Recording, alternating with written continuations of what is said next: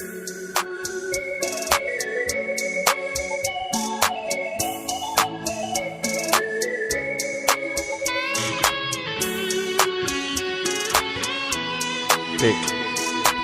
Remix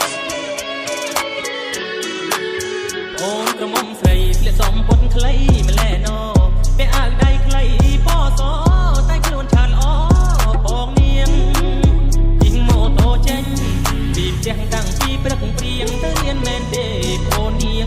ឬមួយស្រីឈៀងជុំដងសាអូនសំពុតខ្លីទៅរៀនដែរអីណាអូនបើមិនដាច់បងឃើញអូននៅក៏ដាច់ព្រែកលៀបជីវ៉ាក៏ហងទៅរៀនការពិតលួចហ៊ានសងសាណាជុំគេដើរលេងណាសាលាទៅរាល់ថ្ងៃប្រយ័ត្នចិត្តកុំបែកគំនិតយ៉ាងនឹងអាណិតពុកម៉ែប្រលឹងខំប្រឹងរកប្រាក់ស្ទើខ្សែលំបាកទាំងកាយទាំងចិត្តក៏ព្រមស្រីថ្លៃសុំចិត្តទៅណាបងស្រីកុំខត់គាត់ទៅណាទៅ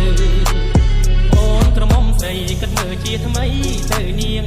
ជប់ដើរលេងដើរច្រៀងទៅរៀនល្អជាងកុំនៅជិះម៉ូតូដុកអបគ្នាតាមដងផ្លូវបងលែងនៅសៀវភៅឲ្យពុកម៉ែទៅ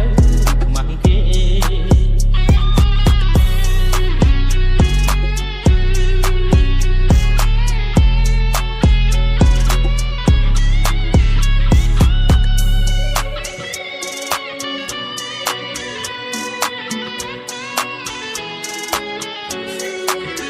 ប្រយ័ត្នចិត្តកុំបែកគំនិតយ៉ាងនឹង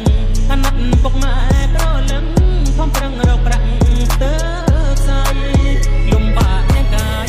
ទាំងចិត្តក៏ព្រមស្រីថ្លៃសុំចិត្តទៅណាបងស្រីកុំគាត់គាត់ទៅណាបើអូនក្រមុំស្រីគិតមើលជាថ្មីទៅនាងឈប់ដើរលេងដើរច្រៀងទៅរៀនល្អជាងកុំនៅ